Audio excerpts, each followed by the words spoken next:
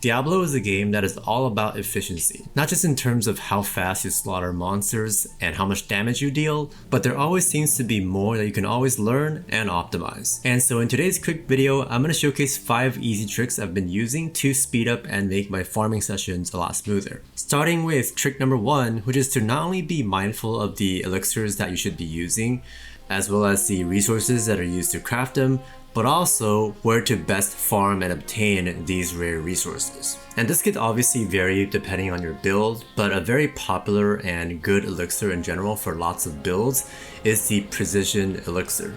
And this notably requires a rare resource called pale tongue, which usually is the limiting factor, or rather the least number that people will have out of all the materials that are used to craft this elixir.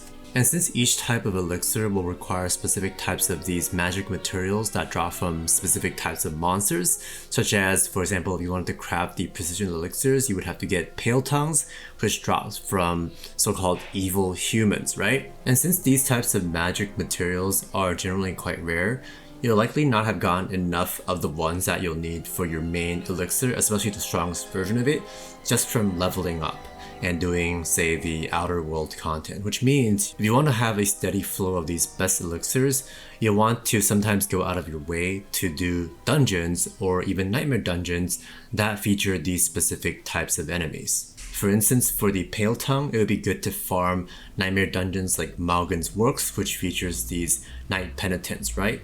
Or you can also do cultist refuge, in which the first half features, well, human cultist enemies. And then for a non-nightmare dungeon option, that is also still really good, not only for farming pale tongues, but for experience and drops in general, although of course you don't get the glyph leveling from it. Older's Cave is an excellent option too.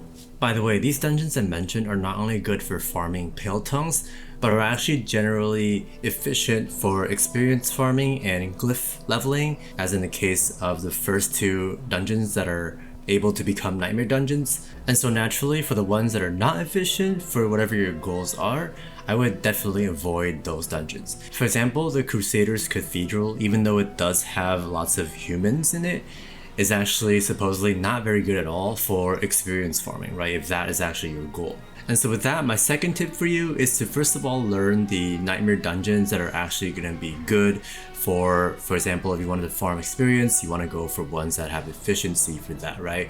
If you want to go for glyph experience, you want to go for those dungeons on that tier list.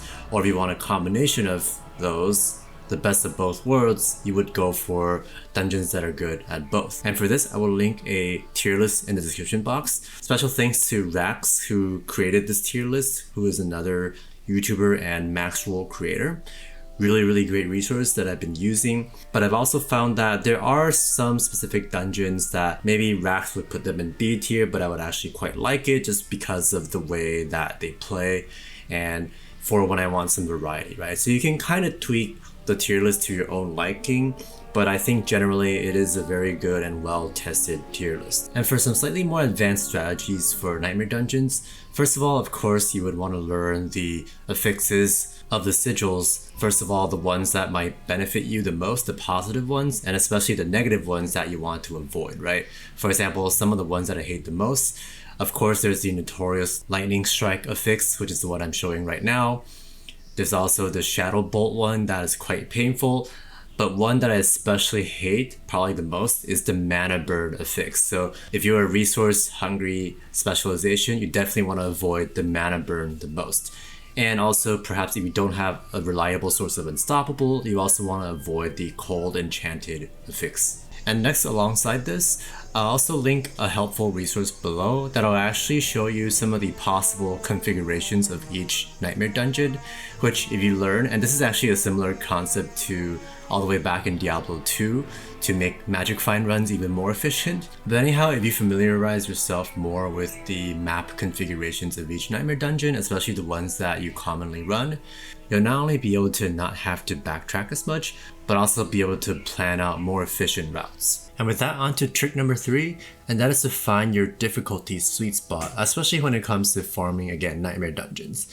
And the general starting point for determining this is to farm nightmare dungeons that have monsters that are 3 levels above your character level to get the most benefit from fighting tougher monsters, again being 3 levels above yours, and also still be able to kill them quickly enough because their difficulty is actually not that high compared to, again, your power level. Now, while that is the general recommendation, you can definitely adjust based on your own character's power, right? And also basically how viable your build and specialization is. For example, as a level 90 plus character, I'm able to farm tier 50 plus nightmare dungeons, which have monsters that are over level 100. And I'm still able to do it very efficiently. And so with that, the difficulty is actually not significantly harder than, again, monsters that are just 3 levels above mine.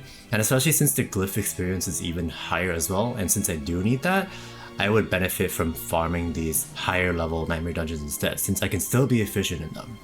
And moving on to tip number 4, as you already know, inventory and stash management and deciding what items are good and what to keep and what to throw away essentially is an integral part of the Diablo experience. And as such, learning to be efficient with that, namely being able to quickly identify which affixes and legendary aspects and just items in general are worth picking up to begin with, and also ones that are worth keeping that you have already picked up, is going to improve your overall farming efficiency by leaps and bounds. And also, for a more in-depth guide on the best stash management tricks, as well as the best affixes that are available for each slot, and also the best legendary aspects that are good to keep, you can refer to my other video that I'll link in the description box below. And for another cool trick that you can use for item management, did you know that you can actually mark items as junk right in your inventory?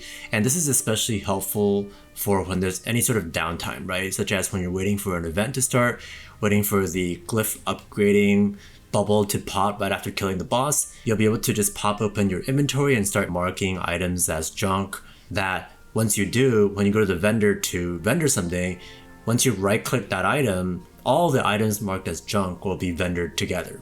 And lastly, for tip number 5, and that is you can actually, if you prefer, keep some extra pieces of gear in your inventory to do a quick gear swap. For example, if you want some specific legendary power that'll be helpful for that certain situation.